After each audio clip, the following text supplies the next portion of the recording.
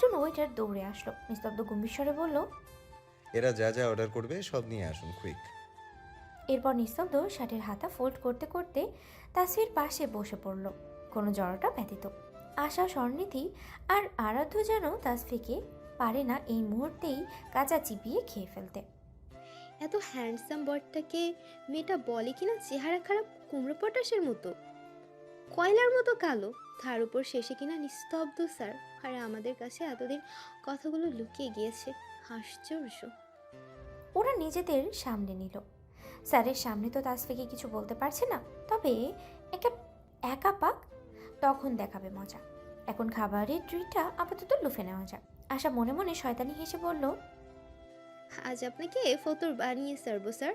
ও sorry দুলা ভাই। আশা ওরা একের পর এক অর্ডার দিয়েই যাচ্ছে। নিস্তব্ধ ওদের অবাক করে দিয়ে বলল, ওয়েটার, আপনি এক কাজ করুন, রেস্টুরেন্টে যত ধরনের রেসিপি আছে সব তৈরি করে নিয়ে আসুন। আর তোমাদের খাবার কমপ্লিট করতে কতক্ষণ সময় লাগবে? ওরা নিস্তব্ধর কাজকর্মে হতাশ হয়ে তাকালো। আশা খানিকটা আমতা আমতা করে বলল, 1 ঘন্টা লাগতে পারি। পাশে আরাধ্যকে খোঁচা মেরে বলল, কে রে বল। আরাধ্য বলল, হ্যাঁ হ্যাঁ ওই। ওকে ওয়েটার, আপনি এক কাজ করুন, বাইরে যে নোটিশটা নিয়েছিলেন তাতে আরও 1 ঘন্টা বাড়িয়ে দিয়ে আসুন। আমার শালি শালারা আজ মন প্রাণ ভরে খাবে, যেন সারা জীবন এই ভোজনের কথা তারা অন্তরে স্মরণ করে রাখে। ওইটার লোকটা ভয়ে ভয়ে মাথা নাড়িয়ে চলে গেল। নিস্তব্ধর হঠাৎ হঠাৎ আগমন হলেই তারা ভয়ে থাকে। কাজে ভুল করলে রাম ধমক খাবে, তাতে কোনো সন্দেহ নেই। নিস্তব্ধ কিছু খেলো না, সে ফোন স্ক্রল করতেই ব্যস্ত। তাসফি কেমন নাম না জানা জড়তায় খেতে পারছে না। নিস্তব্ধ ফোনের দিকে চোখ রেখে বলল, মাই মিসেস, আপনি খাচ্ছেন না কেন? রেস্টুরেন্টের খাবার পছন্দ হয়নি? তাসফি থতমত খেয়ে বলল, কই কই খাচ্ছি তো। আশা, স্বর্ণিধি, আরাধ্য আর চোখে সবই দেখছে। এত দ্রুত খাচ্ছে তারা, যেন বাঘের গুহা থেকে যত দ্রুত পারা যায় তারা পালাতে পারলেই বাঁচে। ভেবেছিল নিস্তব্ধ স্যারকে ফেরত করবে, কিন্তু এখন তো নিজেদের প্লেটের অবস্থাই খারাপ হচ্ছে, আর পারছে না। পেট আবার ফেটেই যাবে। তারা তো ভুলে গিয়েছিল নিস্তব্ধ স্যার তাদের থেকে 2 কাঠি উপরে। ওরা 3জন ঠাস করে উঠে দাঁড়ালো। নিস্তব্ধ কৌতুক করে বলল, কি ব্যাপার, আপনাদের খাওয়া শেষ বুঝি? ওরা জোরে জোরে মাথা নাড়ল। কিন্তু খাবার তো ধরাই রয়েছে, কি খেলেন? আশা আহাজারি করে বলল, আর সম্ভব নয় স্যার, থুক্কু দুলা ভাই। আজ বরং আমরা আসি। হ্যাঁ তাপসি, আমরা যাচ্ছি, টাটা।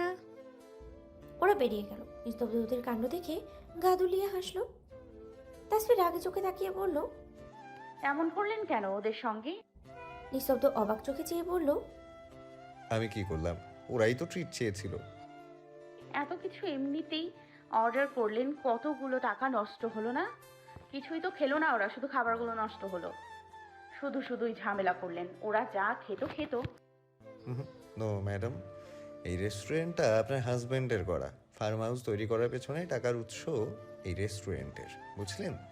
কারো হৃৎপিণ্ড কিডনি বিক্রি করা টাকায় নয়। তাসফি থতমত খেলো, কাশি উঠে গেল তার। নিস্তব্ধ মাথায় হাত বুলিয়ে বলল, আর কে বললো খাবারগুলো নষ্ট হবে? এগুলো এখন বস্তিতে যাবে, চলুন আমার সঙ্গে। তাসফি অবাক চোখে লোকটার মুখের দিকে তাকিয়ে রইল। নিস্তব্ধ নিজের গাড়ি এসে থামলো তাদের কলেজ থেকে কিছুটা দূরে। ইশারায় সে তাসফিকে নামতে বলল। তাসফি গাড়ি থেকে নেমে অবাক হয়ে দেখলো। করুণ দৃষ্টিতে সে চারিপাশে দেখতে লাগলো। জায়গাটা বস্তির মতো, পরপর ঘরবাড়ি লাইন করে সাজানো। গৃহস্থদের মতো তাদের ঘরগুলোর সামনে কোনো জায়গা বা দীর্ঘ ফাঁকা উঠান নেই। চারপাশে কিছু কিছু ছোট ছোট বাচ্চা খালি গায়ে হাফ প্যান্ট পরে ঘুরে বেড়াচ্ছে। কেউ কেউ দৌড়াচ্ছে, কেউ কেউ খেলছে। মধ্যবয়সী নারী পুরুষ তাদের নিত্যদিনের কর্মে ব্যস্ত। সময়টা তখন দুপুর গড়িয়ে প্রায় বিকেল। ঘড়িতে টিকটিক করে সময় জানান দিচ্ছে 4টা অলরেডি বেরিয়ে গেছে। নিস্তব্ধর সঙ্গে নতুন যাত্রা শুরু হতেই তাসফি যেন সব নতুন নতুন উপস্থিতি ঘটনার সাক্ষী হচ্ছে, সঙ্গে নিজের চোখে সব অবলোচনা করছে।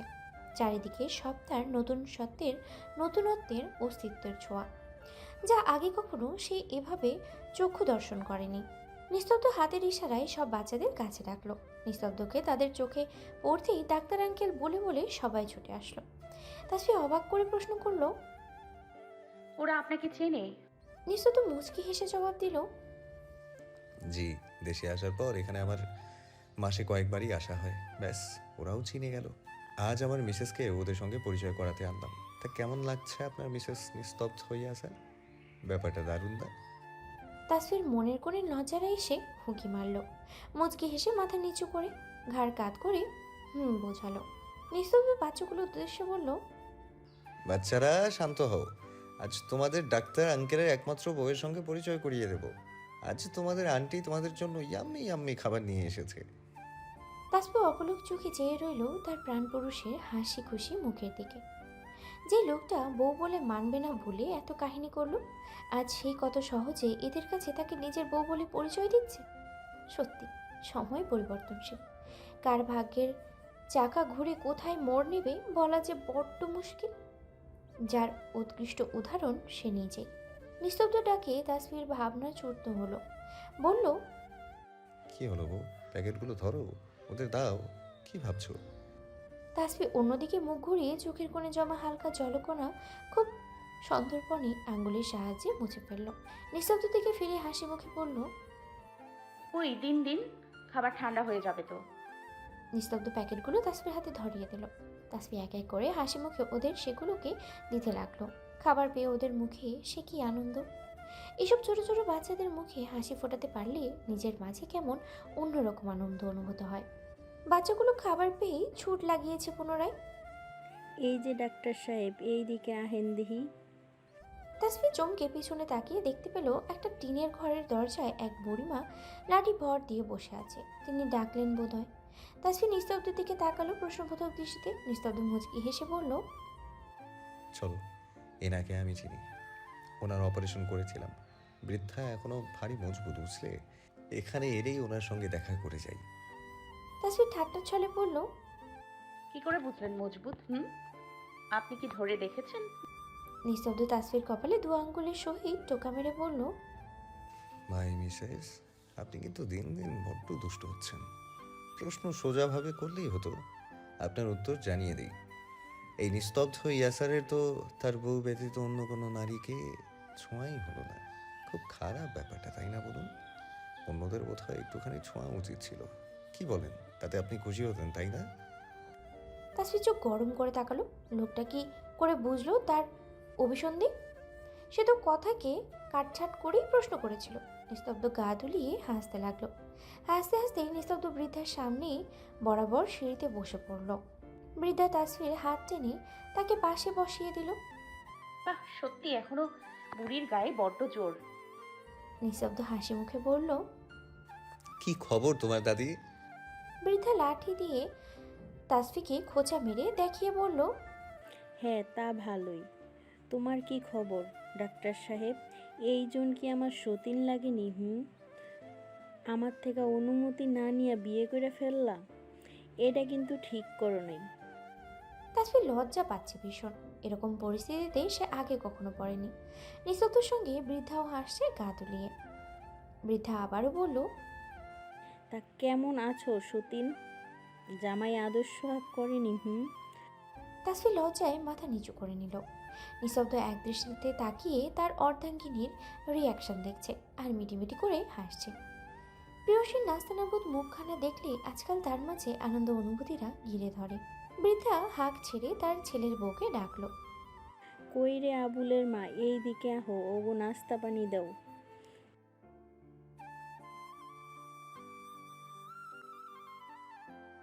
কথার মাঝেই বৃদ্ধার ছেলের বউ বাটিতে করে লাড়ু, মুড়ি, শরবত, বাতাসা নিয়ে এলো।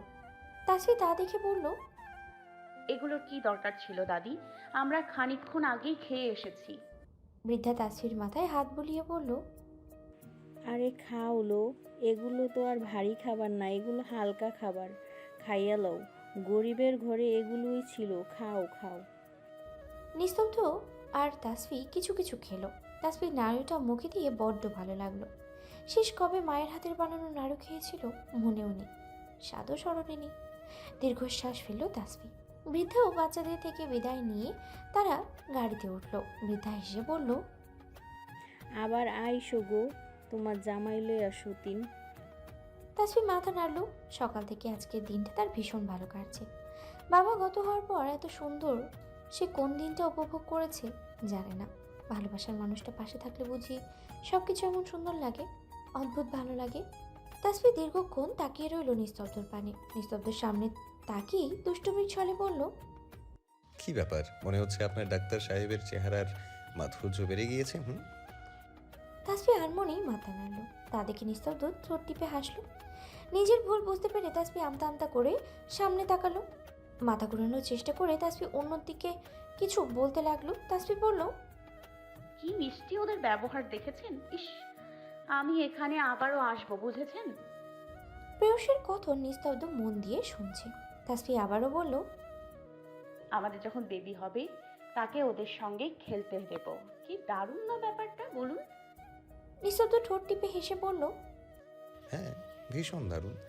আমার ওয়াইফ যেহেতু আমার থেকে এক ধাপ এগিয়ে, তাই প্রসেসটা দেখছি দ্রুতই শুরু করতে হবে। কি বলেন? তাসফি ট্যাপ ট্যাপ করে নিস্তব্ধর দিকে তাকিয়ে রইল কথার সারাংশ বুঝতে। যখন বুঝতে পারলো একটু আগে ঘোরের বসে সে আবারও কত বড় বোকামি করেছে, মুহূর্তেই সে মুখ হাত দিয়ে ঢেকে পাশে ঘুরে গেল। ইস, তাসফি, দিন দিন তুইও বড্ড লাগামহীন হয়ে যাচ্ছিস। ছি ছি। তাসফিদের বাসার সামনে এসে নিস্তব্ধ ব্রেক কষল। তাসফি কথায় কথায় বুঝতেই পারেনি কখন চলে এসেছে। নিস্তব্ধ এগিয়ে এসে তাসফির সিট বেল্ট খুলতে লাগলো। তাসফি শুষ্ক ঢোক গিলল। নিস্তব্ধ কাছাকাছি আসলেই তার হৃদস্পন্দন কেন যেন বেড়ে যায়। সন্ধ্যার আলো আধারের খেলা চারিপায়ের দিকে চলছে। মাগরিবের আজান পড়বে কিছুক্ষণের মাঝে। কোথাও গাছের শুকনো পাতা ঝরে পড়ছে বাতাসে। বাঁধুরি সুবাস চারিদিকে। প্রেমের উত্থাল হাওয়া বইছে কপত কপতিদের মাঝে। নিস্তব্ধ নিঃশব্দে তাসফির মুখের ভাবগতি লক্ষ্য করছে। মুহূর্তেই সে তাসফির কোমর আঁকড়ে ধরল, মুখে ফু দিল। তাসফি চোখ বন্ধ করে নিল। নাম না জানা অনুভূতির দল ঘিরে ধরল তাকে। নিস্তব্ধ তার কানের কাছে মুখ নিয়ে ফিসফিস করে বলল, পরশু শুক্রবার আপনাকে আমি নিজে থেকে ওসমান ভিলায় দেখতে চাই মিসেস নিস্তব্ধ। আপনি যেমন করে একা একা সিদ্ধান্ত নিয়েছিলেন ডিভোর্সের, তেমনি একা একা ওই বাড়িতে চলে যাবেন ব্যাগ গুছিয়ে। Got it? আপনাকে ছাড়া থাকা আমার আর এক মুহূর্তও সম্ভব না। আজ রাতটা কি করে থাকবো বলুন তো? তাসফি বিস্ফোরিত দৃষ্টিতে তাকালো, হতভম্ব হয়ে শুধালো, মানেটা কি? আমি একা যাব মানে? পাগল হয়েছেন আপনি? কখনো সম্ভব নয়। এটা আপনার পানিশমেন্ট। রাখুন আপনার পানিশমেন্ট। আর রাতে একা থাকতে পারবেন না মানে কি? এতদিন একা থাকেননি? নিস্তব্ধ বাঁকা হেসে বলল, হুম, ছিলাম তো, কিন্তু কাল থেকে তো অভ্যাস পরিবর্তন হয়ে গেল। এখন তো আপনাকে ছাড়া ঘুম আসবে না, বুঝলেন? কথার মাঝেই নিস্তব্ধ তাসফির কপালে অধর ছোঁয়ালো। তাসফি খানিকটা কেঁপে উঠল। তাসফি পুনরায় কিছু বলতে নেবে সেই সুযোগটা নিস্তব্ধ দিল না। মুহূর্তেই দুজোড়া অধর একত্রিত হলো কয়েক সেকেন্ডের জন্য। তাসফি নিস্তব্ধর শার্টটা আঁকড়ে ধরল। কথাটা মাথায় রাখবেন। শুক্রবার আপনাকে ওসমান ভিলায় দেখতে চাই। দরজার লক খুলে তাসফি ছিটকে বেরিয়ে গেল। দৌড়ে বাড়ির ভিতরে চলে গেল। একবারও পিছনে ফিরে তাকালো না। নিস্তব্ধ তাসফির কাজে আনমনেই হাসতে লাগলো। তাসফি নিজের রুমে এসেই দম নিল। লোকটা দিন দিন হুটহাট অসভ্য কাজ করে বসে। সে কিছু বলারই ফুরসত পায় না। উফ! নিস্তব্ধ পুনরায় গাড়ি ঘুরিয়ে হসপিটালের দিকে চলল। রাত তখন প্রায় 10টার কাছাকাছি। নিস্তব্ধ মাত্র হসপিটাল থেকে ফিরে ফ্রেশ হয়ে বসলো, তখনই মেসেঞ্জার গ্রুপে কল আসলো। নিস্তব্ধ আস্তে ধীরে কলটা রিসিভ করলো। ওপাশ থেকে সুজন চিল্লিয়ে বলল, শালা তুই এক্ষুনি মোড়ের চার দোকানে আয়, এক্ষুনি। নিস্তব্ধ বিরক্তিতে ফোন দূরে সরিয়ে বলল, চিল্লাচ্ছিস কেন? শুনতে পাচ্ছি তো, আস্তে কথা বল। আর এখন কেন? আমি খুব টায়ার্ড। সুজন আবারও বলল। টায়ার তোমার ভরে দেব। নিস্তব্ধ রাগী স্বরে বলল। ফালতু কথা বলবি না সুজন। সৃজন সুজনের হাত থেকে ফোন নিয়ে বলল, দেখ ভাই, দ্রুত আয়, কথা বাড়াস না। ওয়েট ওয়েট, তোরা সবাই এক জায়গায় নাকি? সুজন ফোন কেড়ে নিয়ে বলল, অবশ্যই, দয়া করে আপনি এখন আসলে 16 কলা পূরণ হবে। ওকে, আসছি। ওরা তিনজন শয়তানি হেসে বলল, আসো না বাছাধন, আসো, আজ তোমার সঙ্গলীলা ভঙ্গ করব আমরা। নিস্তব্ধ দোকানে পৌঁছানোর সঙ্গে সঙ্গে ওরা চেপে ধরলো। মাহিন নিস্তব্ধকে পেছন থেকে জাপটে ধরলো। সুজন 2 হাত ধরলো আর সৃজন বসালো ওর নাক বরাবর খুশি। নিস্তব্ধ হতভম্ব হয়ে তাকিয়ে রইল ওদের দিকে। এসবের মানে কি? নিস্তব্ধ আতকে উঠে বলল, কি করছিস ভাই তোরা? মরে যাবো তো আমি। আমার বউটা অকালে বিধবা হয়ে যাবে। ছাড় ভাই প্লিজ, তোদের পাঠানো বোনও বিধবা হবে। ছাড়। কি হয়েছে এটা কি বলবি তো? মাহিন, হাত ছাড়, ভালো হবে না কিন্তু। এমন ল্যাং দিব না পরবর্তীতে আর বাবাটা শুনতে পারবি না। কথার মাঝেই সৃজন আরেকটা ঘুষি মারল। মাহিন নিস্তব্ধর হুমকি শুনে সঙ্গে সঙ্গেই ছেড়ে দিল। সে মোটেও পঙ্গু হতে রাজি নয়। বাসন্তী আর তাদের ভবিষ্যৎ বাচ্চা কাচ্চা নিয়ে সে দীর্ঘদিন বাঁচতে থাকতে চায়, সঙ্গে মানুষের দাঁতের সেবাও করবে, সবাইকে দাঁতের মর্ম বোঝাতে চায়। নিস্তব্ধ হাত ঝাড়া মেরে সুজনের থেকে ছাড়িয়ে নিল। সুজনের নাক বরাবর ঘুষি মারল, সৃজনের কাঁধ বরাবর ঘুষি মারল। চারজন ধস্তাধস্তি করে হাঁপিয়ে গেল। ঠাস করে বেঞ্চিতে বসে পড়ল দোকানদার চাচা। ওদের কাণ্ড দেখে মিটমিট করে হাসছে। এদের খুনসুটি সে ভালোই উপভোগ করে। তারা দোকানে আসলে দোকানটার প্রতিটা কণা তারা প্রফুল্লতায় ভরিয়ে তোলে। সুজন হাঁপাতে হাঁপাতে বলল, শালা আমাদের না জানিয়ে বাসর সেরে ফেলো, কুলিজায় কত বড় সাহস। নিস্তব্ধ সৃজনের কাঁধে মাথা রেখে বলল, বাসর আর সারতে পারলাম কই, তার আগেই তো নাক ভেঙে দিবি তোরা। সৃজন নিস্তব্ধকে ধাক্কা মেরে বলল, সর একদম, ছবি না। তোর জন্য কত কিছু করলাম, আর শেষ পর্যন্ত আমাদের না জানিয়ে বাসর সেরে ফেলে। না পেলাম বাসর সাজানোর সুযোগ, না পেলাম টাকা পয়সা। নিস্তব্ধ মাহিনের মাথায় হাত রেখে বলল। বিশ্বাস কর ভাই, তোরা ওর দিব্যি সেরকম কিচ্ছু হয়নি। মাহিন ছিটকে দূরে সরে গেল, আহাজারি করে বলল, কি ভাই, তুই সবসময় আমাকে কেন টার্গেট করিস? আমি অকালে মোটেও মরতে চাই না। সুজন চোখ ছোট ছোট করে নিস্তব্ধর সামনে এসে বসলো। সত্যি বলছিস তো? নিস্তব্ধ মাথা নাড়ল। মাহিন বলল, তাহলে তাসফিকে নিয়ে ফার্ম হাউসে কেন গিয়েছিলে? এমনি ওকে একটু ঘোরাতে নিয়ে গিয়েছিলাম। সৃজন ব্যঙ্গ করে বলল, তাই তুমি জোর করে তাকে ঘোরাতে নিয়ে গিয়েছিলে ফার্ম হাউসে? নিস্তব্ধ আবারও মাথা নাড়ল।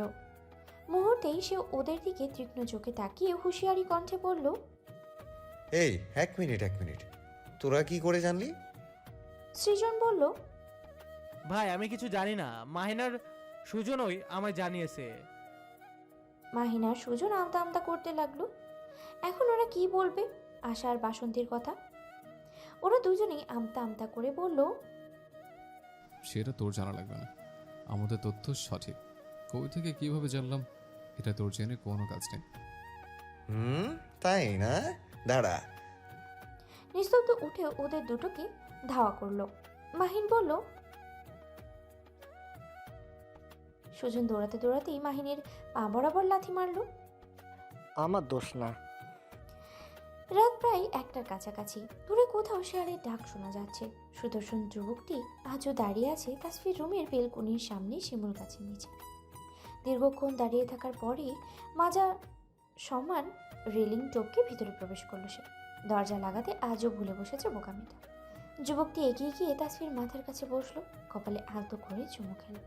তাসফির ঘুমের ঘোরে কিছুটা কেঁপে উঠল। দীর্ঘক্ষণ তাকিয়ে রইল সে। রাত বাড়ার সঙ্গে সঙ্গে তার প্রস্থানের সময় হলো। অতঃপর যুবকটি তার প্রেয়সীর বালিশের পাশে একখানা চিঠি রেখে বেরিয়ে এলো নিঃশব্দে। তার ভালোবাসার সাক্ষী এই রাত, রাতের তারা ভরা আকাশ, ওই জলজল করা ধূসর চাঁদ। সব থেকে বড় কথা, তার ভালোবাসার সাক্ষী সে নিজে। মেয়ে, আমি তোমায় ভালোবাসি। ওই দূর পাহাড়ের সর্বোচ্চ উচ্চতা সমান, সমুদ্রের গভীরতা সমান, দিনের তীব্র আলোর সমান, রাতের অন্ধকারের নিস্তব্ধতা সমান, চাঁদের আলোর উজ্জ্বলতা সমান, আগ্নেয়গিরির লাভার সমান, ভূমিকম্পের কম্পনের সমান, টর্নেডোর ঢেউয়ের সমান, ঘূর্ণিঝড়ের উত্তলতা সমান, ওই বিশাল আকাশের সমান, মাটির পরিমাণের সমান, এই গোটা পৃথিবী, গোটা বিশ্ব ব্রহ্মাণ্ডের সমান। আমি তোমায় ভালোবাসিবে। ইতি আপনার ব্যক্তিগত সে। সকালে মিষ্টি রোদ্দুরে ঘুম ভাঙার পর তাসফি নিজের সবচেয়ে বিশেষ দামি অনুভূতির সাক্ষী হলো। এই তো সে ঘুম থেকে উঠে ফ্রেশ হয়ে এলো। এলোমেলো বিছানা গোছাতে শুরু করতেই একখানা চিরকুট পেল। তাসফি কিছুটা অবাক হলো, এখানে চিরকুট এলো কেমন করে? ধরে ধরে বুকে সে চিঠিখানা খুলে দেখলো। এই অনুভূতি যে মারাত্মক। এই চিরকুটের হাতের লেখা যে তার বড্ড চেনা। ব্লক করা নম্বরখানা সে কাঁপা কাঁপা হাতে খুলল। সঙ্গে সঙ্গে সে নিস্তব্ধকে ফোন দিল। নিস্তব্ধ রেডি হচ্ছিল। প্রথমবার প্রেয়সীর কল পেয়ে নিস্তব্ধ মুচকি হাসলো, কিন্তু সে কলটা রিসিভ করলো না। রহস্যময় ভঙ্গিতেই হাসলো। তাসফি বারবার চেষ্টা করলো কিন্তু পেল না। নিস্তব্ধ কল ধরলো না। এবারে তো ফোনটা বন্ধই আসছে। রেডি হয়ে নিস্তব্ধ নিচে নেমে এলো। ডাইনিংয়ে সে বসলো। খাওয়ার মাঝে